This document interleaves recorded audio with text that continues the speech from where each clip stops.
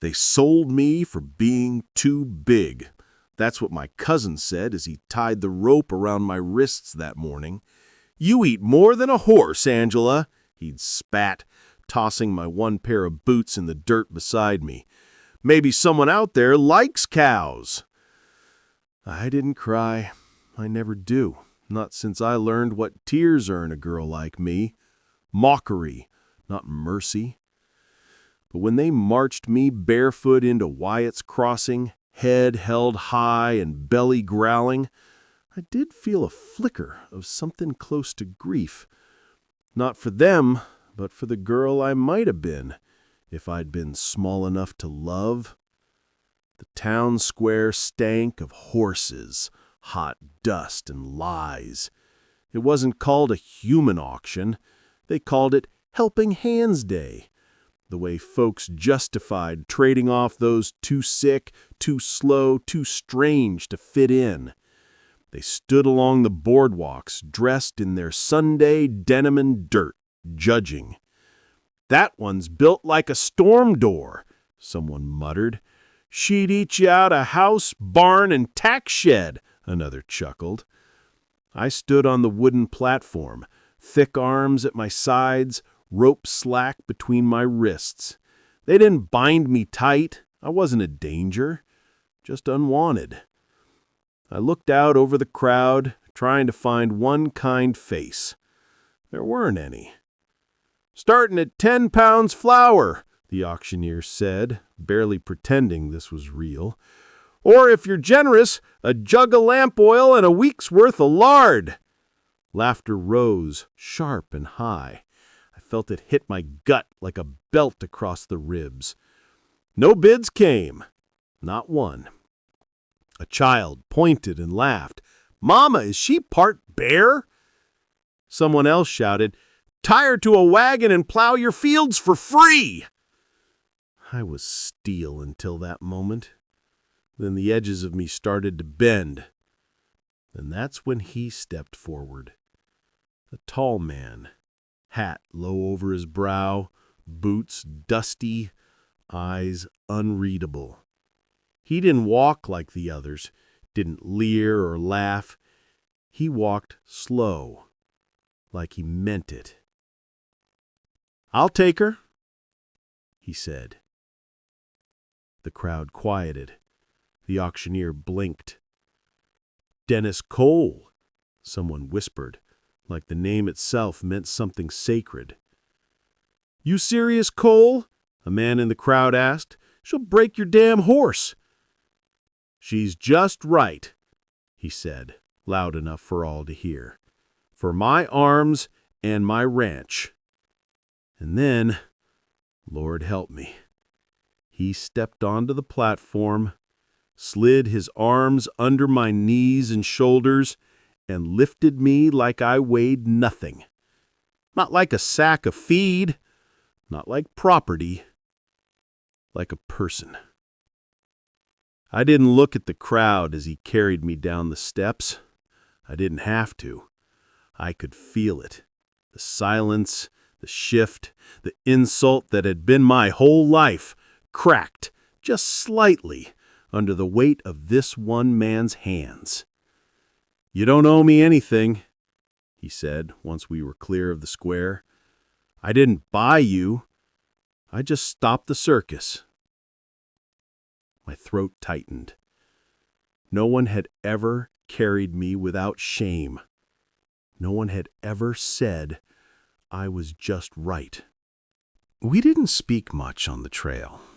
Dennis Cole rode beside me in silence, reins loose in his hand, eyes scanning the horizon like he was half watching for trouble, half waiting for me to speak. The horse he gave me was sturdy, calm, the kind used for teaching children, not hauling plowwomen. Even that felt like a choice, not a favor, a message. I hadn't asked where we were going. He hadn't said. I suppose part of me didn't care, so long as it wasn't back to that platform. My wrists stung where the rope had rubbed them raw. He'd cut it loose the moment we left town, said nothing about the red skin and the angry blisters. I thought he might ignore it like everyone else did.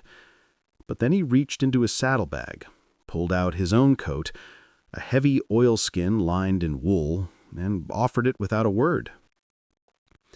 I stared at it. "You think I'm going to bolt?"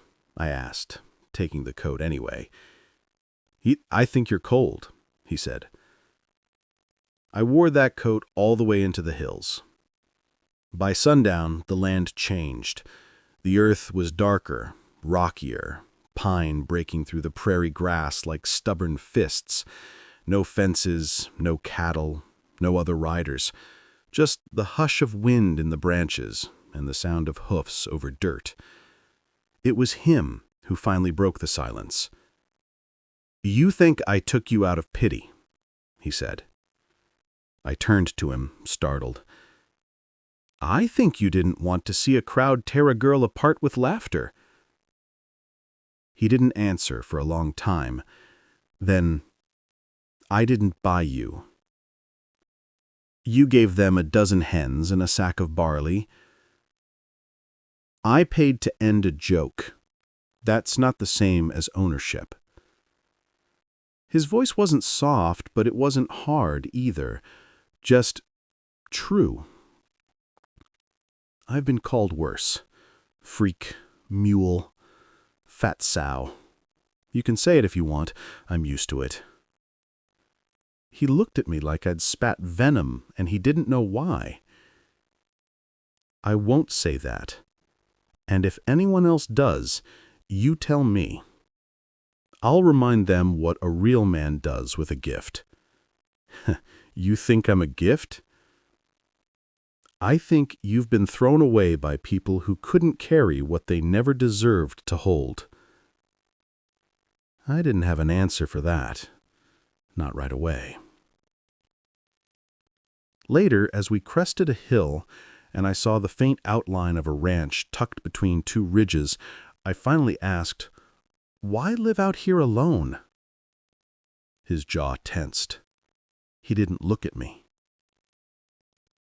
"Some things break easy in town. Out here, they've got time to mend." It was dark by the time we reached the porch.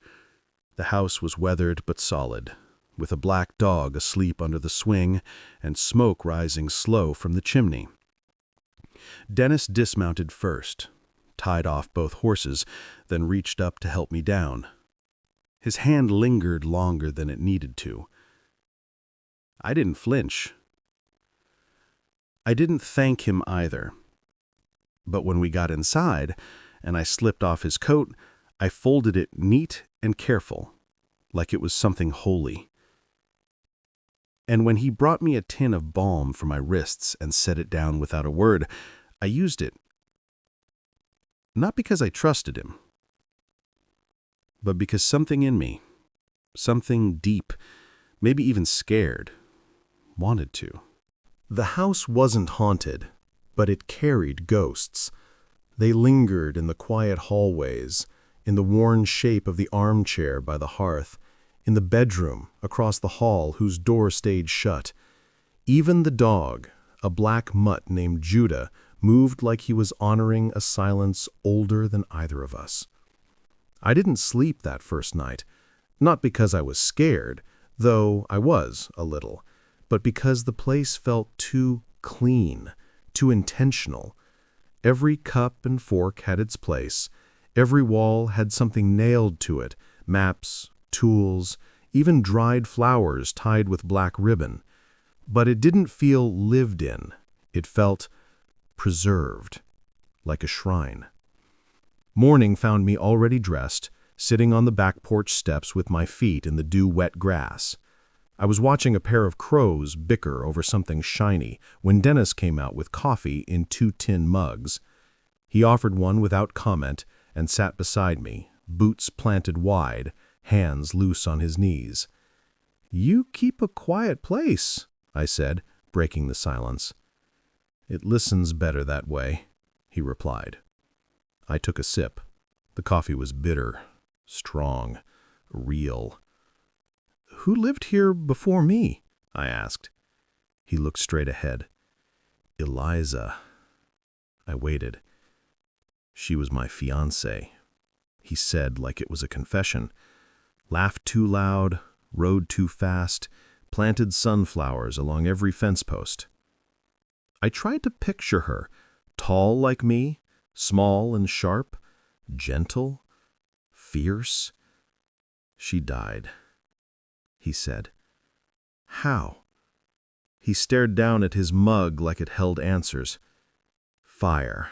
Took the barn, then the house. This one got built after. She never saw it. I turned toward him slowly. I heard it was a jealous rival, he said before I could ask. Silas Merritt, banker. She turned him down in front of half the town. Next night, something accidentally sparked. No charges, no witnesses, just rumors and ash. I felt sick. Not because it was hard to believe, but because it was easy. Men like Silas didn't need proof. They only needed to be denied. I'm not here to replace her, I said quietly. No, he said. You're here because you know what it's like to lose a future you didn't deserve to lose. We sat like that for a long while. Later, I walked through the house again. There was a room upstairs, a study, with a faded photograph tucked inside a silver frame. It was Eliza, freckles, long braid, smiling with a kind of wild joy that made my heart ache.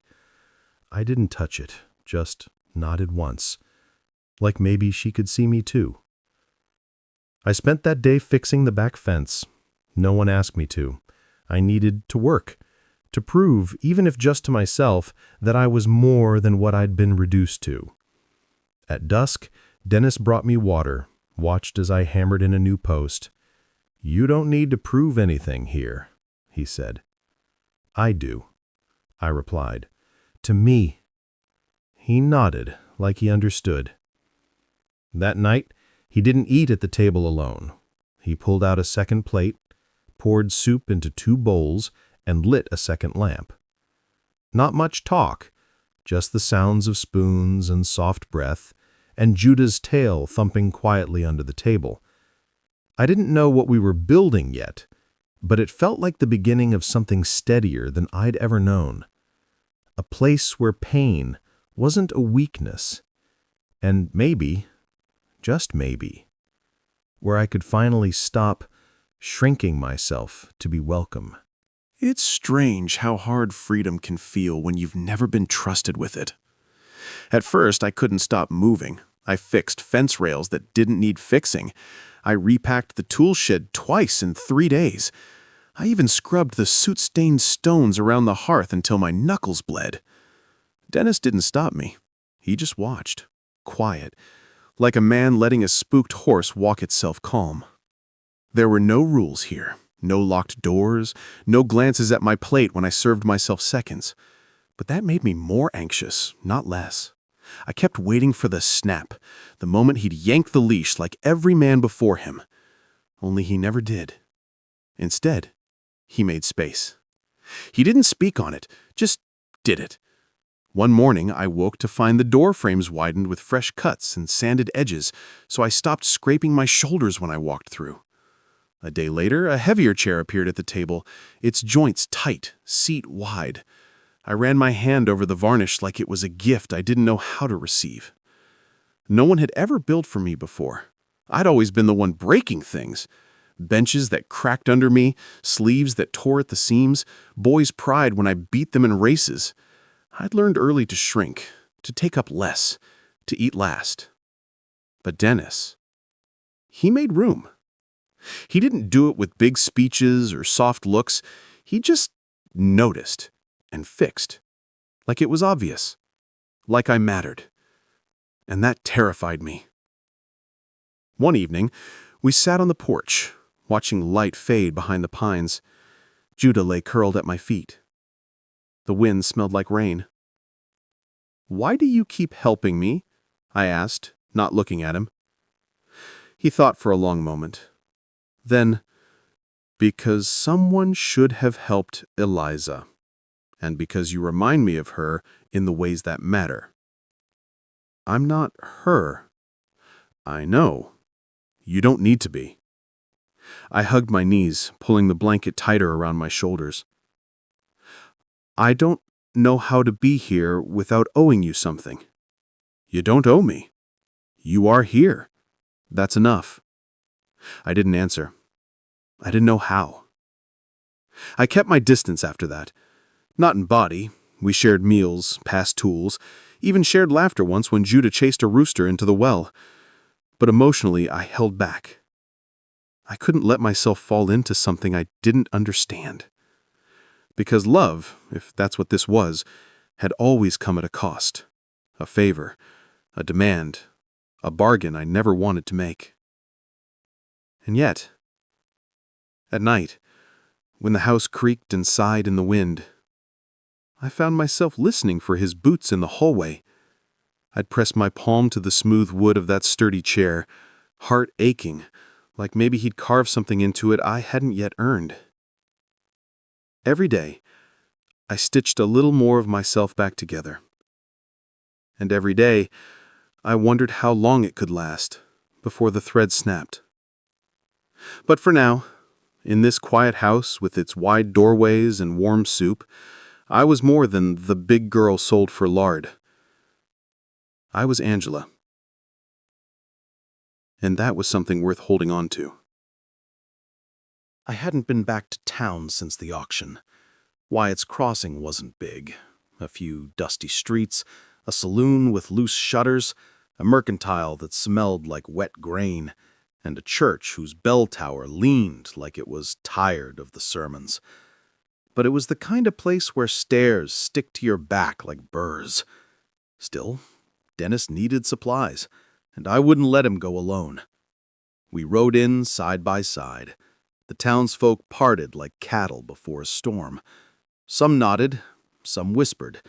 A few just stared. It wasn't fear in their eyes. It was memory. The memory of me barefoot and tied, humiliated on their platform. And now I came back upright, clean, chin high.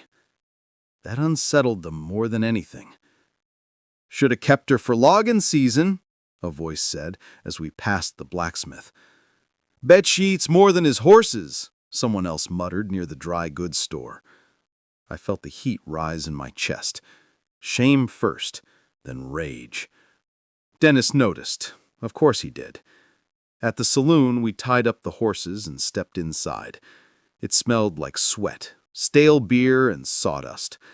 The piano was quiet. A few men lifted their heads. That's when it happened. A man I didn't recognize, maybe drunk, maybe just mean, reached out and grabbed my wrist, hard. "Well now," he slurred, "ain't you a whole mouthful of woman? How about a twirl for the room?" The room went still. Dennis was on him before I could react, not with fists, not like I expected. He simply stepped forward, took the man's hand, and peeled it from my wrist like pulling a tick from a dog. "Touch her again," he said, voice like a storm rolling in, "or I'll feed you your teeth." The man backed off, stammering. Dennis turned to me. "You all right?"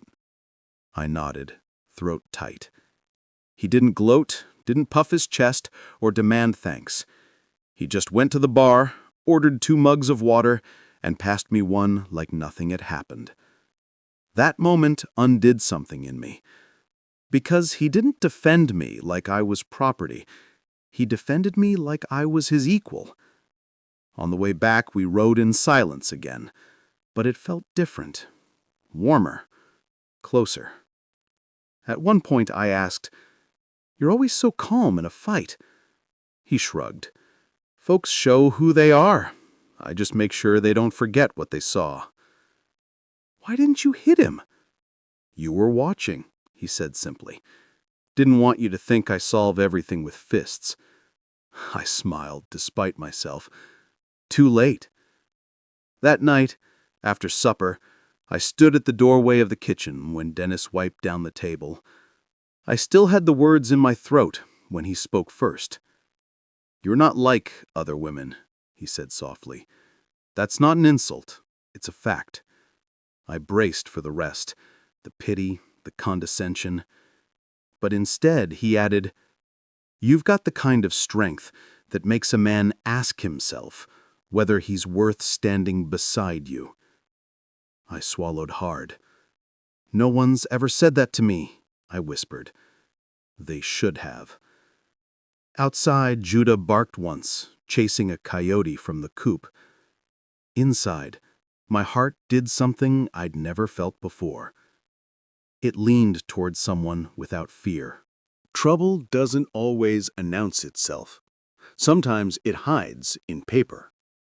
It was near the end of September when I found them. Blueprints tucked in a drawer beneath Dennis's ledger books.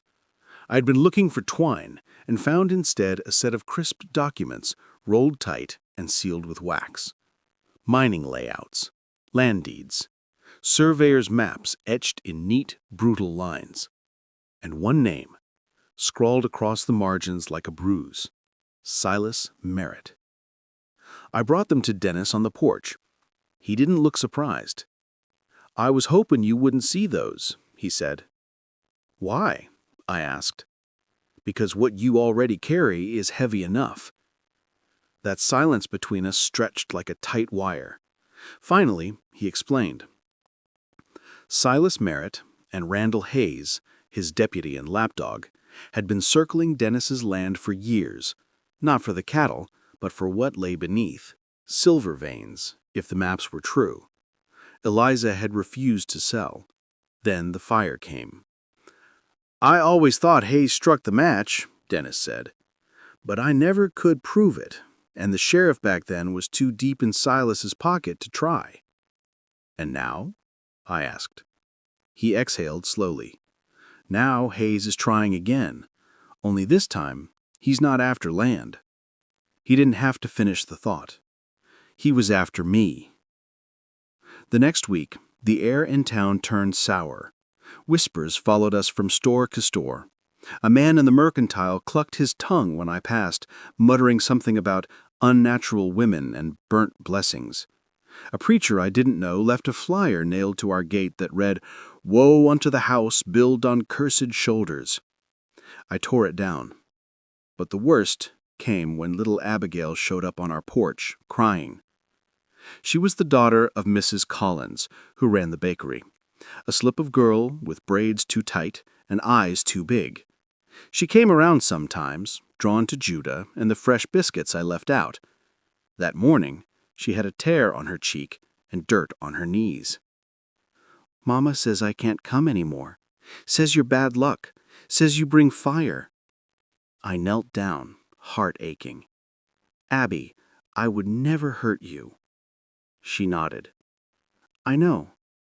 You're big but not scary. Not like Mr. Hayes." I went still. "Did he come to your house?" She nodded again. "He told Mama you were a witch, that you killed someone with your weight, that you broke a man's neck just by sitting on him." I almost laughed, but the bile in my throat stopped it. "I'm not leaving," I told her. "I don't want you to," she whispered. "Dennis is better when you're here. He eats now. He laughs sometimes." I pulled her into my arms, careful not to squeeze too tight. That night, I told Dennis everything. "I can leave," I said. "If I go, maybe they'll back off." His face darkened. "No, that's what they want. For you to feel like you don't get to belong, but you do." "I don't want to put a target on you." "They did." He stood, pacing. "They want to scare you. They want to shame you until you vanish. That's how Hayes works. He poisons the well first, then offers a clean cup for a price." "What's the price?" "You. Gone." I shook my head. "I won't go." "Then we make a stand," he said. It wasn't bravado, it wasn't romance. It was right. We were two people who'd been discarded, and together, we'd make them choke on what they threw away. They came at night. I smelled the smoke before I saw the flames, a hot, bitter scent that snapped me awake before the dog could bark. By the time I ran to the window, the south field was already alight, fire racing through dry grass like a devil unchained. Dennis was out the door before me, rifle slung across his back, boots barely laced. I followed, pulling my hair back, adrenaline burning hotter than the blaze. "They hit the barn first," he shouted over the crackle. "Livestock's pen near the edge. If the flames jump, we'll lose it all." And worse, if it spread further, it reached the eastern ridge. From there, it was a short leap to town. I grabbed the water barrels, but it was no use. Buckets against a wildfire? Fool's work. We'd need a brake line, something strong enough to slow it, something big enough to block it. That's when I saw the old livestock wall, 20 yards of stacked timber and stone marking the edge of the property. If we could drop it, angle it just right, it might buy us time. "I need a lever!" I shouted toward it. Dennis blinked. "You'll never move that alone." "Then don't watch!" I found a timber post, jammed it between the support beams, and braced my legs. Years of being told I was too much, too tall, too heavy, too loud, had carved a strength into me that no one wanted. Until now. The wall groaned, shifted. Firelight flickered across the fields, painting the world in orange fury. I screamed through gritted teeth, shoved again. The wall cracked, timber buckled, and then it fell. A wave of dust and ash rolled over me, followed by the blessed hiss of flame meeting stone. The fire slowed, curling like a snake robbed of wind. Behind me, I heard voices, townsfolk awake and gathering, running with wet blankets and tools. They'd seen it, all of it. They'd seen me. By dawn, the fire was dying. The south field was blackened, but the barn stood. The livestock lived. The town didn't burn. And I stood in the middle of it all, covered in soot and sweat, hands bleeding, chest heaving. Someone whispered, "She saved it." Another murmured, "She pulled down a wall with her bare hands." A third, "I always thought she was a joke." I turned, "Not a joke, just not yours." Dennis stepped up beside me, face streaked with ash, eyes shining. He asked, "Are you all right?" I nodded. "I'm still standing." That's when the sheriff rode in, Hayes trailing behind him, trying to look innocent. But the crowd wasn't buying it. "We all know who said it," someone said. "Silas and his mutt been circling this place for years," another added. Even the preacher said nothing, just looked away, ashamed. Hayes tried to speak. Dennis raised his voice. "You want to threaten me, fine. But this woman," he turned to me, proud, "this woman saved your homes, your stock, your land. If that's cursed, then you're lucky to be damned." No one challenged him. Not that day. I didn't cry. Not yet. But for the first time in my life, I felt the weight of my body, not as a burden, but as power. They gave me a ribbon, a red one, threaded through a silver cuff, handed to me by the mayor himself at the harvest festival 2 weeks later. It shimmered in the late afternoon sun as he raised my arm before the crowd and declared me a woman of rare and remarkable strength, the kind that holds a town together when the wind rises. I stood on the same platform where I'd once been auctioned for a jug of lamp oil and a sack of flour. But now the people didn't laugh, they cheered. Children waved. Abigail threw wildflowers at my boots. Her mother wept in the crowd, clutching the preacher's hand. The blacksmith's wife baked me a pie. And when someone called out, "She's still big," a chorus responded, "And thank God for that." Dennis stood behind me, hands in his pockets, eyes warm. When the mayor stepped down, Dennis stepped up. He didn't speak loudly. He didn't need to. "This belonged to my mother," he said, holding up the cuff. "It was passed to her by a woman who stood tall, spoke plain, and never once let the world tell her who to be." He turned to me and fastened it on my wrist.